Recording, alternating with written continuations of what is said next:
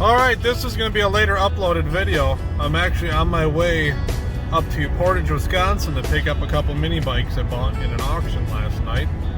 So I figured that'd be a fun little short video for today. And tomorrow is going to be another road trip, so I might not have a video ready. I got us a little bit of snow, nothing crazy. It's kind of nice outside. About 10 minutes away, so getting really anxious to get there and see what we got.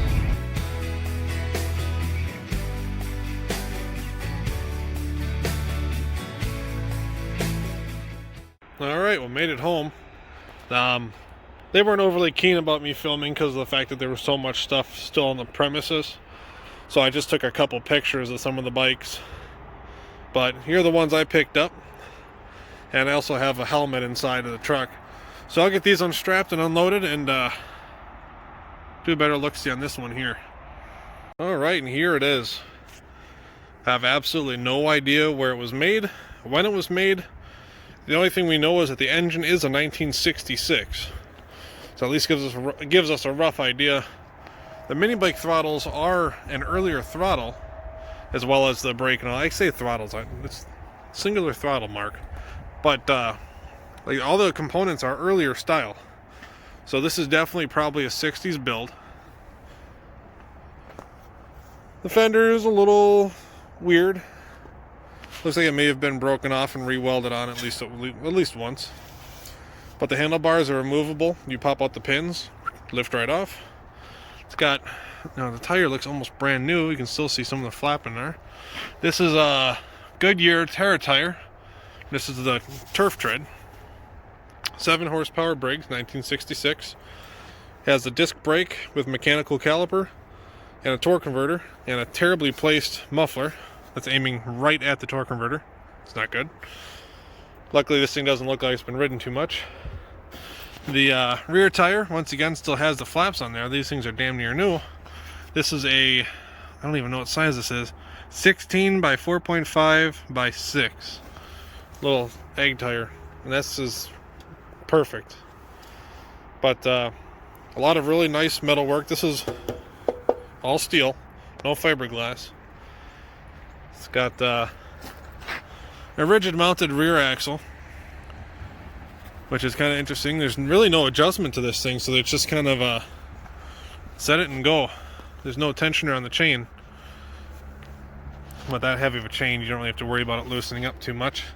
It's also a very short chain in relation to some of the other bikes.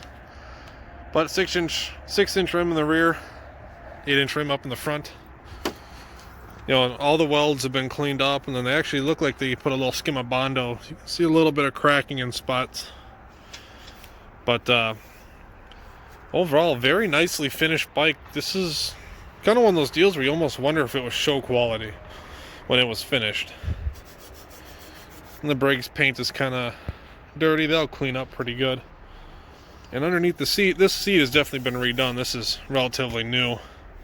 But underneath the seat, there's a hidden cargo area. Somebody left a little flathead screwdriver in there, probably for tuning the carburetor. Since these old updraft carburetors are absolutely terrible on mini bikes and go-karts.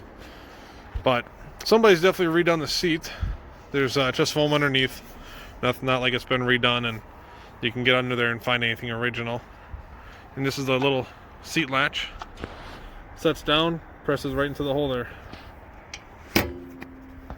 Doesn't quite fit right now. Well, that, and also I extended it. There we go. There's a seat cushioning the wrapping is so big it cushions it so it doesn't go down all the way. But if you put your knee on it, you can get it to latch. But overall, one heck of a cool bike. Not super big. It's not, and lengthwise, it's only about as big as let's say a Heathkit Boonie bike. Pretty standard. I'm curious to see what this is in relation to even the Gilsons, because it's not a super big bike, but the parts it has are big, so it looks a heck of a lot larger. And the other interesting thing is there's not a single piece of information about this bike. There's not a tag or even a stamping. There's nothing on this that would show when it was built, where it was built. So it's definitely not an actual factory built machine, but I'm guessing it was a metal shop of some sort, or maybe even a high school project. It's hard to tell. But you know, you had the metal fabbing, you had the designing, metal fab, the finishing. These handlebar crimps are kind of janky, but it was actually put in pretty damn straight. They welded up here, cleaned it up, bondoed it, painted it. So there's a lot of finish work involved. But overall, a very slick bike. The only major things I'm going to actually end up doing with it are giving it a good bath, you know, going after the paint, cleaning it up as best I can. I'm going to pull off all the covers here in a little bit, see exactly how everything else operates underneath. Then I'm going to get it running. I'm going to redo the exhaust.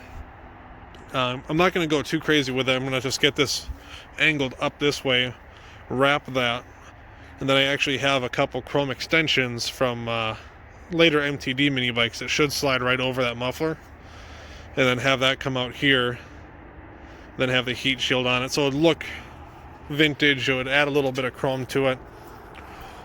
Or either that, I'm going to put like a Super Bronx style, where it's just the canister here, flex hose comes out to it, and then flex hose down, which I can just tuck inside there and puts the exhaust in and out of the way. But overall, this thing is just super trick. And it definitely has that 60s vibe to it. Like that late 60s kind of dune buggy, you know, it would have metallic paint or a nice bold color, a lot of lines, the big flotation tires. Like that mix between space age and rock and roll. It's just, this thing is just so cool. And whoever built it definitely did one hell of a job. You can see a little skim of the Bondo in there. But yeah, they definitely did one hell of a nice job with it. At least in some spots. So, definitely not going to be one that's going to be ridden a lot. Don't want to completely destroy the thing. But would at least like to get it together and running and riding for a couple shows. Overall, just got a lot of stuff to do this weekend. So, like I mentioned, looking at a van tomorrow. Going and visiting a friend of mine. So just do a kind of a little road trip deal tomorrow as well. But gonna kind of go more into the regular programming. I got a lot of videos to finish up and edit and get posted. So thanks for watching, everybody. Hope you have a good one. Have a good weekend. I'm gonna shoot to have a video uploaded tomorrow. It may not happen, but we'll at least get one up for tonight. So you guys have a good one. Take care.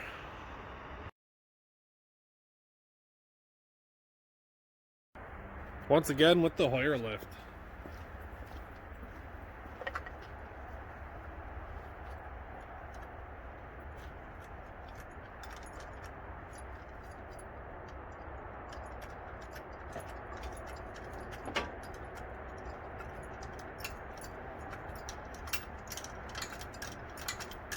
Almost perfect.